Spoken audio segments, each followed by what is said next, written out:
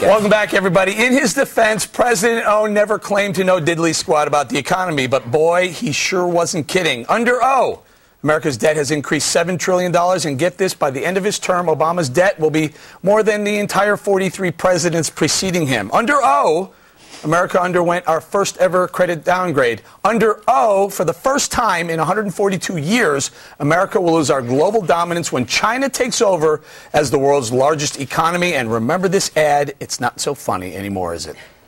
美国政府企图以庞大的开支和税收来摆脱严重的经济衰退，巨额的所谓刺激开支、庞大的医疗改革、政府接管私有企业。 债务累累，当然我们是他们的大债主，现在他们都得给我们干活。Ooh, Who's laughing now? Juan, China going to overtake the American economy much sooner than most people expected. Under O. You know, I can't believe that you can't take it. I can't take it. I mean, You can't. it just scares me.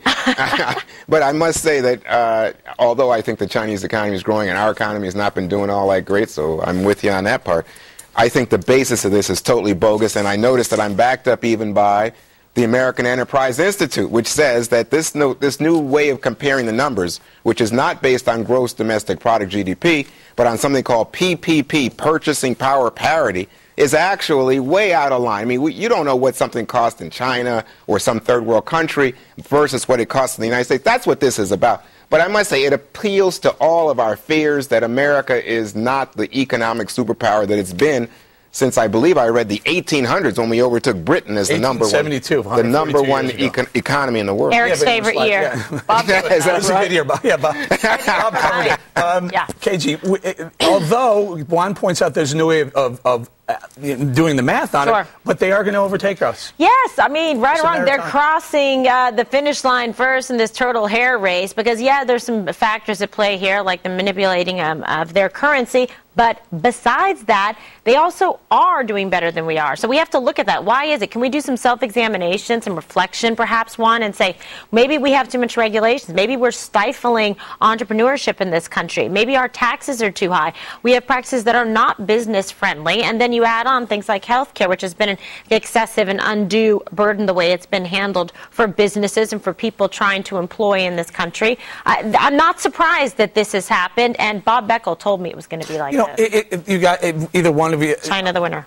Literally the same amount of debt. President Obama is going to tack on the same amount of debt than the whole entire history of America up until he took office. That's insanity. Well, he can at least say he's number one. Yeah. I think that's important. Look, China wants to win. America wants to pay for their sins. This is what we're going through. We despise our industries. We condemn the energy that made this country great and that could run the world. We overtax our businesses, as KG says. Our president finds winning unsavory because there are losers, unless it's an election that he's in.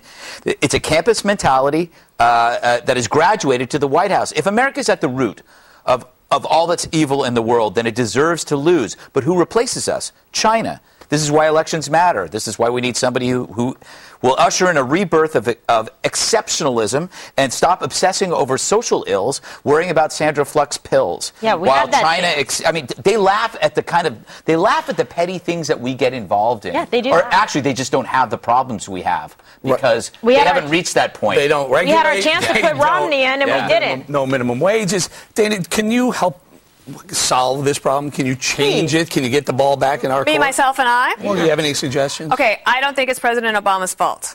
Okay, I think that because China has 4 times the people that the United States has, that if that government doesn't collapse from government overthrow because of desire for freedom and economic changes like personal property, things like that, it's pretty much inevitable that at some point China was going to overtake the American economy, whether you compare apples to apples or, as Juan says, if the things change. But there are some things we could do to at least stay competitive that we are not doing, and I do think that that falls to the White House and the Congress, certainly, to do. The most important thing they could do is lower the U.S. tax rate for corporations. Because just this week you saw What was the big company that's wants to move overseas and put their headquarters in London? Yes, because Pfizer, it's right? Pfizer. So it's a big, huge pharmaceutical company. It's not that companies are leaving to go to China. They're actually leaving to go to Western European nations. Right. We shouldn't allow that to happen. That should be a wake-up call for America. Over 3%.